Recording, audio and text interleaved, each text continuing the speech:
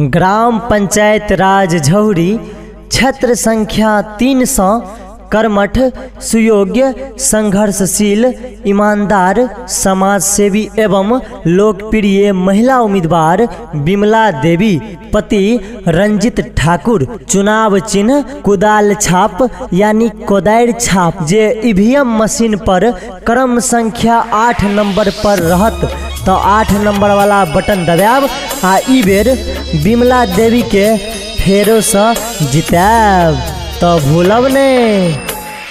5 साल पहले चुनाव फेरो से जीते ह भैया विजयी बने ह भैया कुदल छाप पर बटन दबाए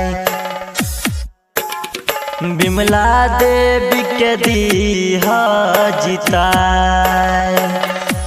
हाँ 5 साल पहले चुनाव फेरो से जीते ह भैया विजयी बने ह भैया कुदल छाप पर बटन दबाए रंजित ठाकुर के दी ह जिताए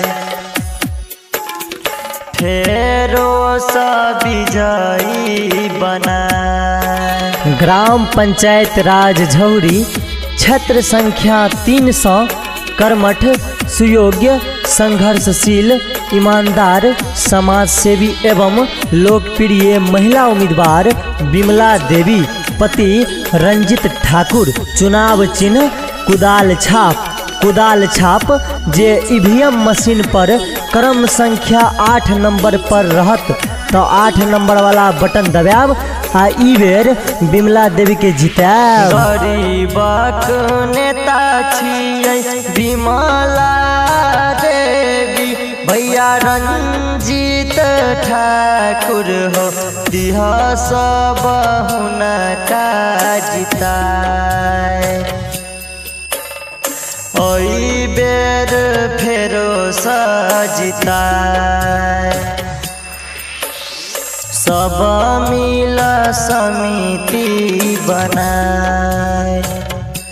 हो गरीबक नेता छियै विमला देवी भैया रंजित ठाकुर हो दिह सब उनका जिताए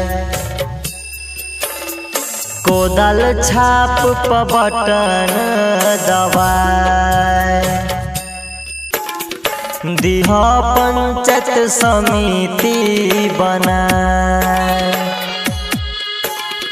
बच्चा बच्चा करे पुकार विमला देवी इस बार झौरी पंचायत की जनता करे पुकार विमला देवी इस बार बच्चा बच्चा करे पुकार कुदाल छाप इस बार क्षेत्र संख्या 3 की जनता करे पुकार कुदाल छाप इस बार तो याद राखब कुदाल छाप यानी कोदार छाप। झौरी पंचायत में हेतै विकास हेतै विकास दिह विमला देवी के जिताए दिह पंचायत समिति बनाए